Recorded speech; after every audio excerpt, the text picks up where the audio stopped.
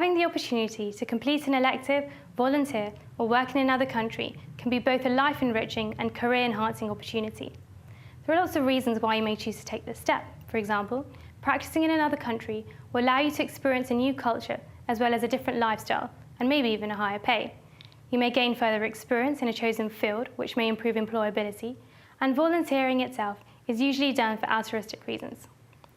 Planning for your elective is absolutely central to making it a success. I firstly want to give you a few tips if you're organising your elective. You need a vision. Write out the aim of your elective clearly and precisely in one sentence.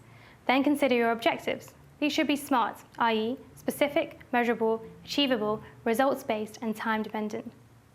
Questions to ask yourself include: what is your budget? Who do you want to see and why? What areas of the world do you want to travel to? And how long do you have available? The second stage involves detailed planning.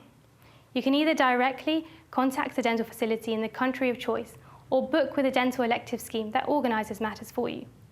Skim through some web pages to get an idea of travel costs and check it fits your budget.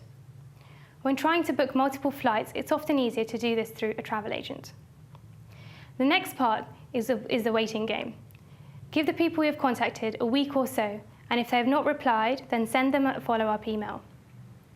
Once you have your lineup, the paperwork needs to be completed. You need to obtain professional indemnity, travel insurance, work visas, and don't forget vaccinations. Refer to the Foreign Commonwealth Office online and ensure the intended destination of choice is deemed safe for travel. Complete your booking for hotels and accommodation. You may also like to raise some money to help you with your elective, so think of some creative ways of doing this. Lastly, be organised. Make sure you have a checklist of the things you want to do and see during your elective.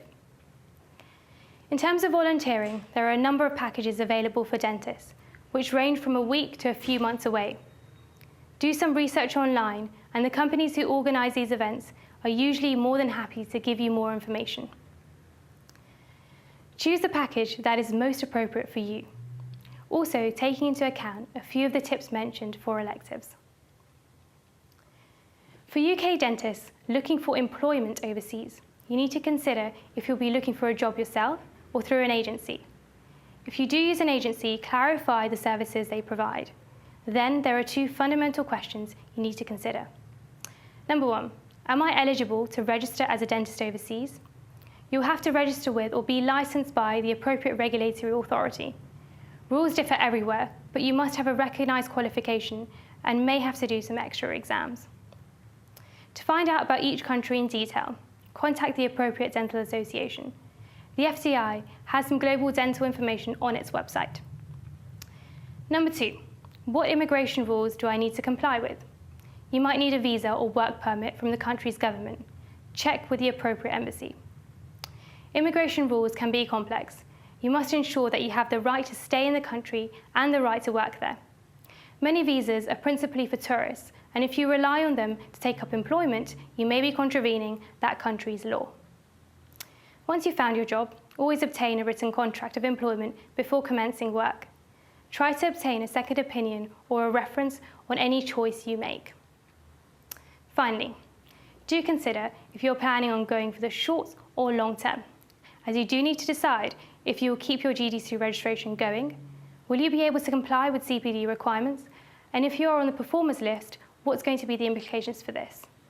If you are going for a significant period, both the NHS changes and the introduction of revalidation by the GDC might affect you.